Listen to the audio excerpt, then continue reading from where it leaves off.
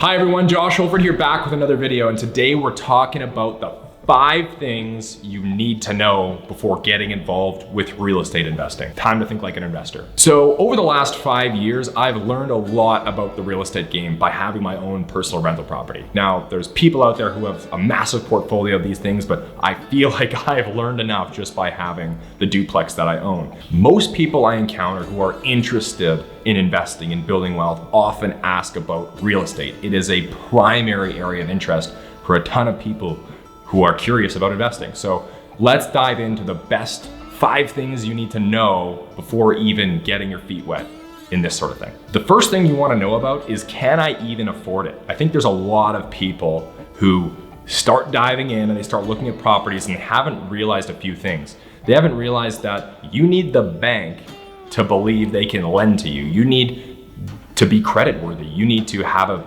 financial situation that the bank feels like you are credit worthy, you are lend worthy. You have to have consistency in your income. You're gonna need to show 1 or 2 or 3 years worth of taxable income to the bank for them to really feel as if you're someone that they can lend money to.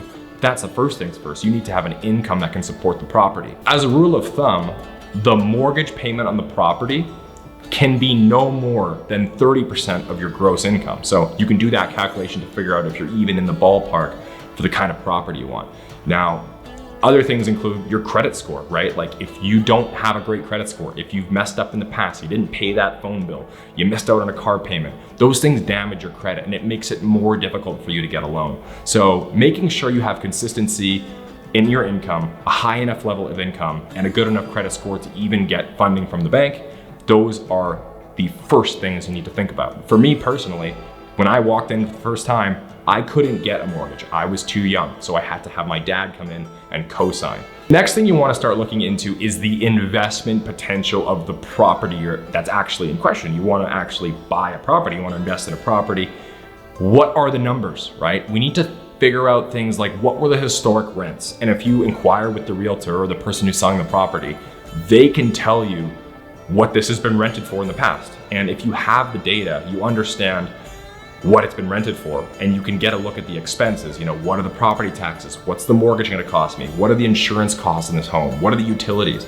And you can find out that with a certain amount of down payment, whether you're using 20%, which is standard for, you know, a business or an investment property, you need to make sure that after your down payment and after all these costs, you know, does this property have the ability to cash flow? And cash flow just means, is the revenue I'm receiving on the property higher than the expenses on the property? And if we can find a property where that's the case, now we have the basis for a solid investment. Now, another thing you might want to think about is the future investment potential of the neighborhood, right? In a lot of cities, a huge portion of the wealth you can accrue in real estate comes from capital appreciation. In Canada, if we think about something like Toronto or Vancouver, or in, you know, the United States, we think about New York or San Francisco, these places derive most of the value of real estate investing in the appreciation of the property value. Now, you want to be looking at areas where you think there could be a future, you know, there could be future interest in that area which could push up the property value. So second thing,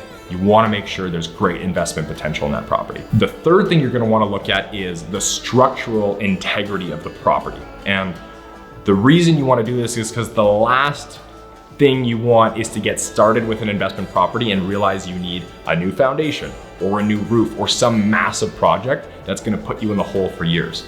At that point, the return on the property is going to be unbelievably low until 3 or 4 years later when you finally break even.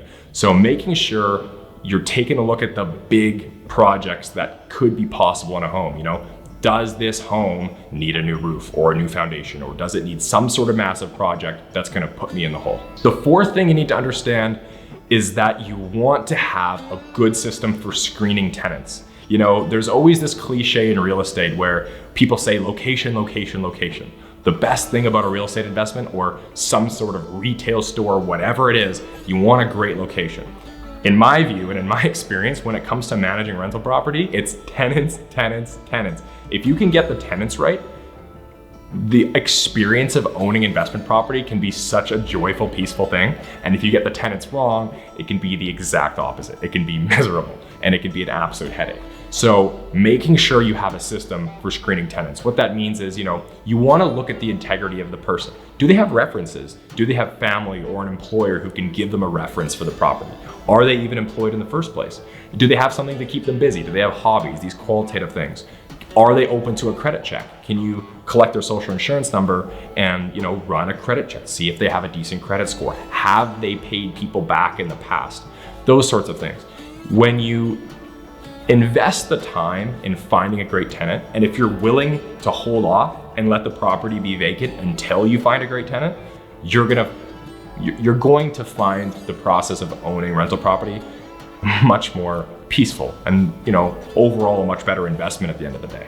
And fifth and final thing that I wished I had asked myself, and I don't regret buying my rental property, but I wish I would have asked this first.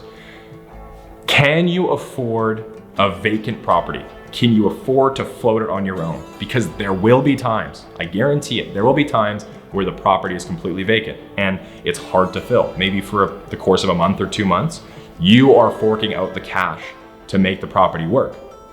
And if your personal expenses in your life are really high, and now you're gonna have to add an entire new property to that list, things are gonna get really stressful. So the big question is, in the event this gets vacant, can I afford it with my income? Can I afford to float that? Yeah, it might get tight, that's fine. But putting yourself in a place where now we have to incur debt or rack up the credit cards or maybe skip payments here or there just to float this vacant property, that's painful. It's something that I had to go through. It was something where I had an experience where for many months in a row, the property was vacant. It was hard for me to float it on my own.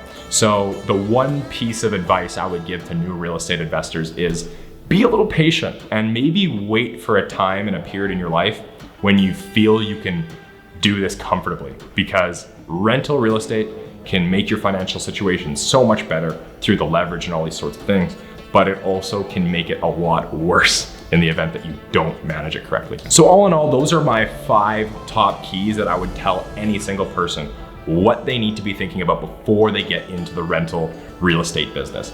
Thank you so much for watching, guys. If you really like these videos, if you're learning something from them, hit that like button, subscribe, turn on those post notifications for more videos just like this every week. Until next time.